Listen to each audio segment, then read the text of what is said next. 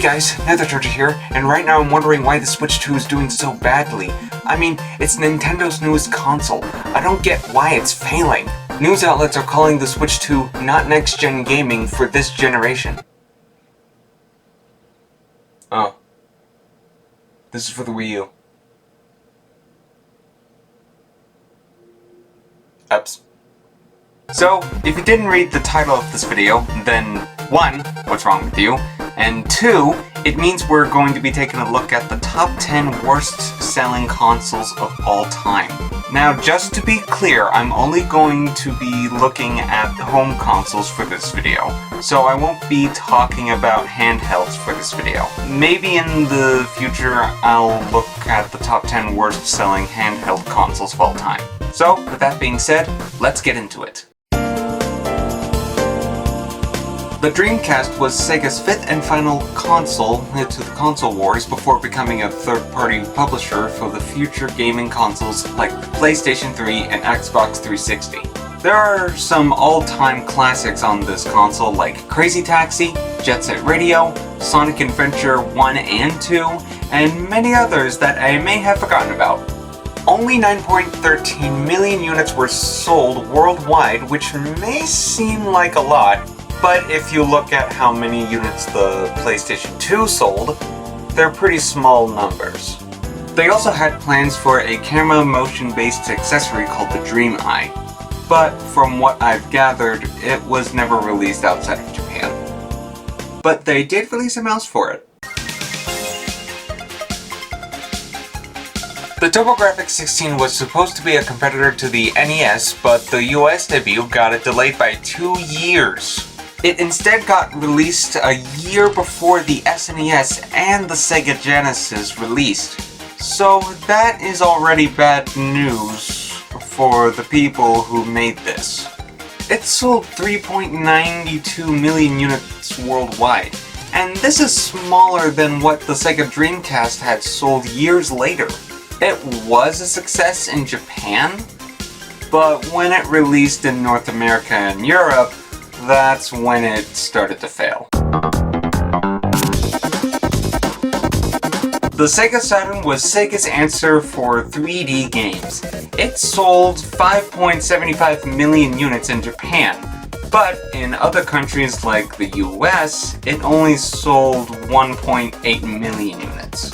It's due to the fact that Sonic X-treme got cancelled for the system, and development for that game was not great, especially for the people working on the game. Everyone just kept on getting sick. But they did release Nights into Dreams. The Sega CD, or the Mega CD outside of North America and Brazil, was Sega's first attempt for CD-ROM games for the Sega Genesis. It was released in Japan in December of 1991. Then it came to North America in October of 1992. And then the rest of the world in 1993. Why? Sega, why did you release this 1 year after another in certain countries? It's probably one of the sole reasons why this console failed to begin with. Or because 2.24 million units were sold after the Genesis was discontinued. It's either that or Mortal Kombat. And Night Trap. The Panasonic 3DO was a console made by, well, Panasonic. It came out during the 5th generation of gaming and it sold 2 million units worldwide. Wow. Yeah, this wasn't really a huge hit back in the day, which is a shame because the only good game on the system was Gex, and that game sold 1 million copies. And yeah, I know, it's also on the PS1, and 5, and the Switch as well. So how much was this thing at launch? So that's why it failed. The Nintendo Virtual Boy was Nintendo's idea for not only 32-bit gaming, but also virtual gaming. And pink eye. This console was one of Nintendo's first flops in the gaming industry. All the games were black and red, you had to lean forward to play any of the games, which means you can't see your controller at all, and it was rushed because the Nintendo 64 was taking too long to finish. 770,000 units sold. And Nintendo was re-releasing the games on the NOS service.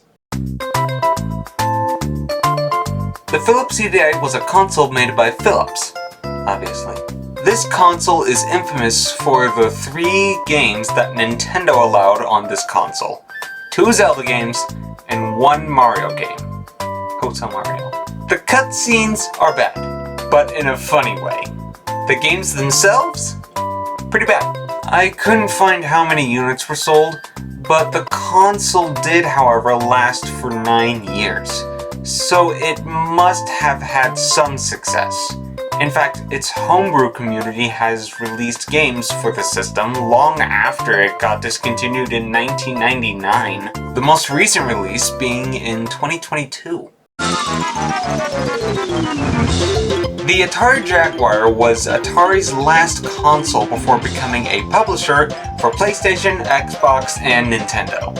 Yeah, one of the first ever video game companies ever went out with a whimper. The Jaguar released in 1993 and was discontinued in 1996. The system was not that great, and in its 3-year lifespan, the system sold only 150,000 units. It was supposed to be a competitor to the Nintendo 64 and the PlayStation 1, but looking at the graphics, it's not great. So what did we get from this console? Bubsy 3D. How many consoles did Sega screw up? The Sega 32X was another Genesis add-on for the console.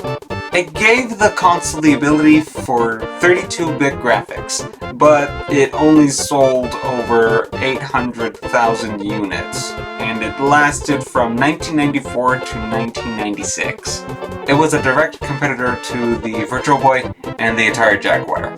It won the war, but at what cost? And finally, the Apple Pippin was a console made by Apple and Bandai. Yeah, this is a weird partnership. Apple and Bandai. I didn't know about this thing until now. And there's nothing much about the system other than it was made by Apple and was manufactured by Bandai. Only 42,000 units were sold worldwide. But if we only look at the US, only 12,000 units were sold. At least it lasted from 1996 to 1998. Holy crap, there's a gold variant. So that was the top 10 worst selling consoles of all time. Some of these consoles were either rushed, expensive, just add-ons, or just straight up bad.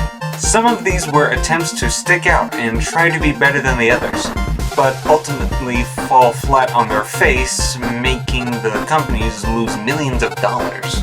But hey, at least we're keeping some of these games alive, like Gex and Bubsy.